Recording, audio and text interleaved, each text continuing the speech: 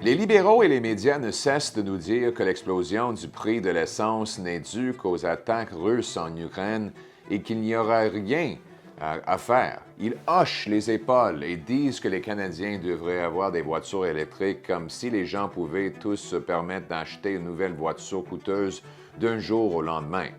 L'agression russe en Ukraine est partiellement responsable de l'augmentation des prix de l'essence, c'est vrai.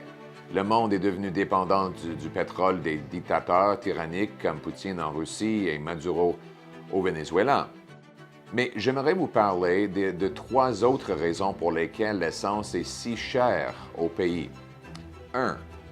Les taxes. Aujourd'hui, environ 30 du prix de l'essence proviennent des taxes.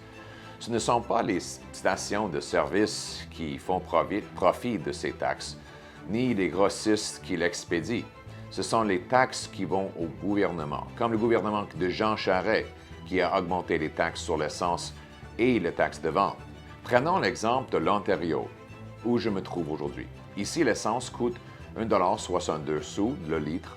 De ce moment, 52 sous ou 32 reviendront directement au gouvernement.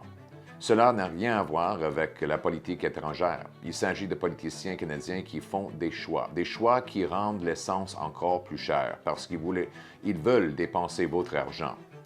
2. La réduction de production de notre pétrole et énergie ici au Canada.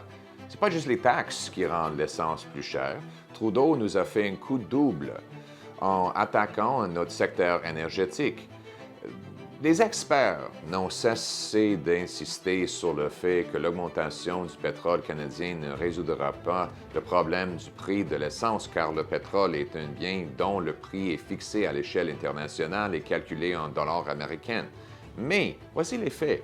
Produire davantage d'énergie canadienne affecte directement à la baisse le coût du pétrole et du gaz ici au Canada. Laissez-moi vous expliquer comment. Historiquement, le Canada a produit et vendu beaucoup le pétrole au monde. Lorsque d'autres pays achètent de nous, ils font grimper la valeur de notre dollar ainsi que son pouvoir d'achat pour les biens dont le prix est fixé à l'échelle internationale.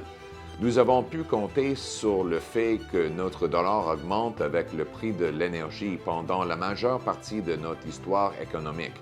C'est bon pour le Canada. Les entreprises qui achètent des machines pour fabriquer des voitures au Canada et des personnes qui achètent des produits de l'extérieur bénéficient quand le dollar est plus fort. Et quand le dollar est plus fort, tout est moins cher. Il est moins cher de faire son épicerie, d'acheter des technologies comme des ordinateurs portables fabriqués à l'extérieur et d'acheter, vous l'aurez deviné, de l'essence. Si notre dollar était à parité avec le dollar américain aujourd'hui, l'essence serait environ 20 moins cher en dollars canadiens. Donc, pourquoi est-ce que le dollar canadien est aussi faible? C'est parce que notre plus grand produit d'exportation, le pétrole, est affaibli par des politiques du gouvernement. Après des années d'attaques contre la production d'énergie en rendant impossible l'avancement des projets et des entreprises, la production du Canada a stagné.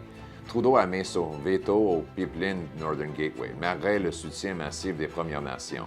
Il a bloqué le pipeline Énergie Est et il a bloqué la mine Tech Frontier de 20 milliards de dollars.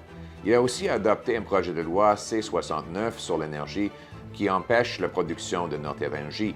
Et quand nous produisons moins, nous vendons moins sur le marché international et ça réduit la valeur de notre dollar.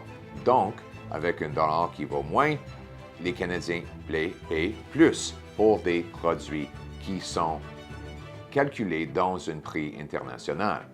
Encore pire, c'est que ces mesures-là ne font rien pour l'environnement et mènent plutôt à une production accrue de pétrole profitant des différents dictateurs. Il est temps de prendre au sérieux la production de l'énergie dans ce pays et reprendre le contrôle de notre avenir énergétique. Troisième cause de prix augmentés. Le gouvernement libéral a imprimé 400 milliards de dollars, affaiblissant encore le dollar canadien. Ça augmente encore le coût pour les Canadiens. Donc, le gouvernement Poilievre va annuler la loi 69 et va le remplacer avec une vraie loi qui protégera l'environnement tout en permettant les projets d'aller de l'avant. Ça va permettre davantage de ventes de notre pétrole et de notre énergie et ça va nous permettre de doubler la production à Terre-Neuve pour éliminer le besoin d'importer les pétroles de l'étranger. Deuxièmement, je vais annuler la taxe libérale sur le carbone. Et troisièmement, je vais empêcher les gouvernements d'imprimer de l'argent pour protéger la valeur de notre dollar. Donc, produire plus, coûter moins, avec des chèques de paie et non pas avec les dettes. Reprenons le contrôle de notre énergie, de notre argent et de nos vies avec un pays qui est plus libre et une économie qui est plus forte.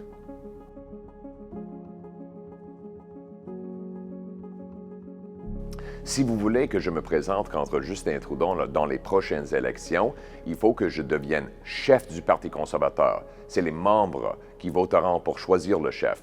Devenez membre du Parti conservateur maintenant en cliquant le lien pour acheter le membership et pour reprendre le contrôle de votre vie.